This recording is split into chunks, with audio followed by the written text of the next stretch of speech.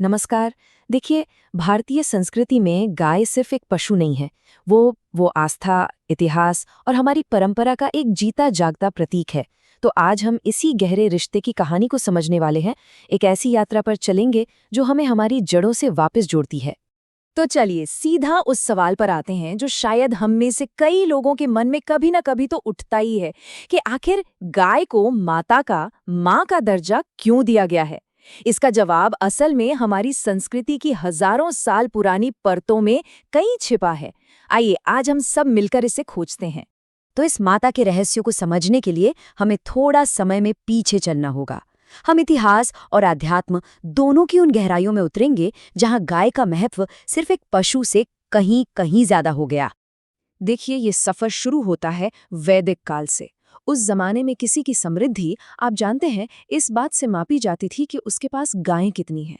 फिर आया पौराणिक काल और गाय आस्था का केंद्र बन गई, एक दिव्य जीव। और आज का दौर, आज के इस आधुनिक युग में वो अक्सर परंपरा और शहरीकरण के टकराव का प्रतीक बन जाती है।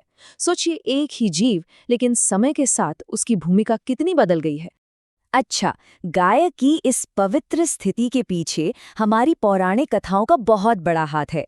तो चलिए उन कहानियों की दुनिया में चलते हैं जिन्होंने गाय को इतना पूजनीय बना दिया।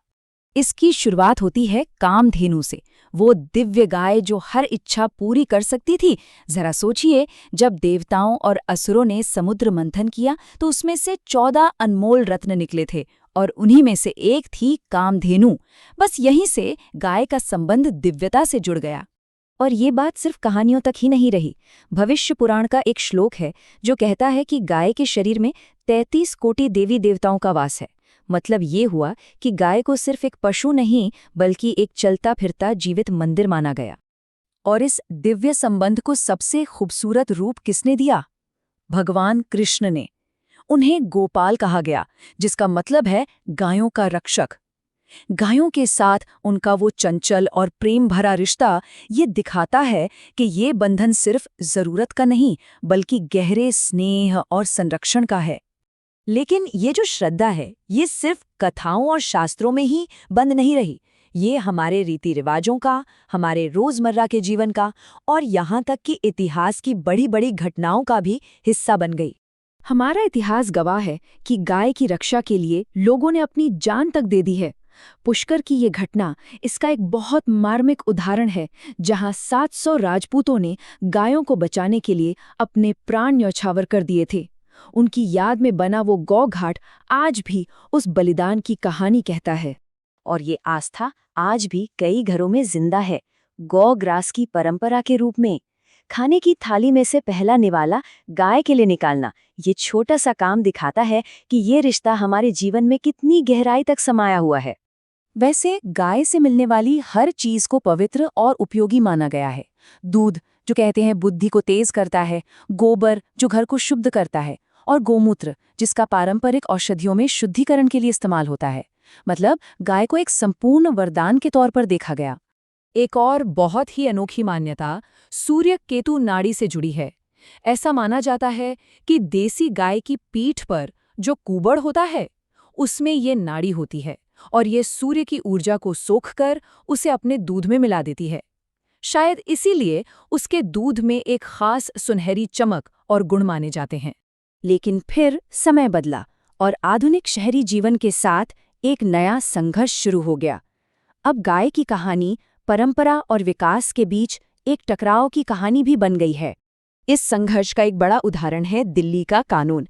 देखिए, एक तरफ जहां गाय को माता माना जाता है, वहीं इस कानून के तहत उसे रिहायशी इलाकों में रखने पर रोक है। क्यों? क्योंकि उसे पालतू जानवर नहीं माना गया है। ये अपने आप में एक गहरा विरोधाभास है। और इस कानून का असर सीधा डेयरी मालिकों पर पड़ा। उन्हें अपनी डेयरियां शहर से 50 से 60 किलोमीटर दूर ले जानी पड़ी। अब ये सिर्फ एक दूरी नहीं है, ये उनकी पूरी जिंदगी और रोजी रोटी को उलझा देने वाली एक बहुत बड़ी चुनौती है।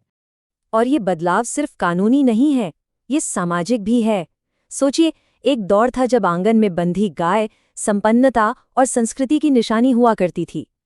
आज कई शहरी घरों में उसकी जगह कुत्तों ने ले ली है, जो एक नए तरह का स्टेटस सिंबल बन गया है। तो कुल मिलाकर इस शहरी प्रतिबंध का असर कई स्तरों पर हुआ। दूध महंगा हो गया, गौग्रास जैसी परंपराएं निभाना मुश्किल हो गया, और शायद सबसे बड़ी बात, लोगों को ऐसा लगा कि वे अपनी जड़ों से, अपनी संस्कृति से कहीं न कहीं कट रहे हैं। तो हमने वैदिक काल से लेके आज के दिल्ली के कानून तक का ये पूरा सफर देखा, और इस पूरी यात्रा से एक बात तो साफ हो जाती है।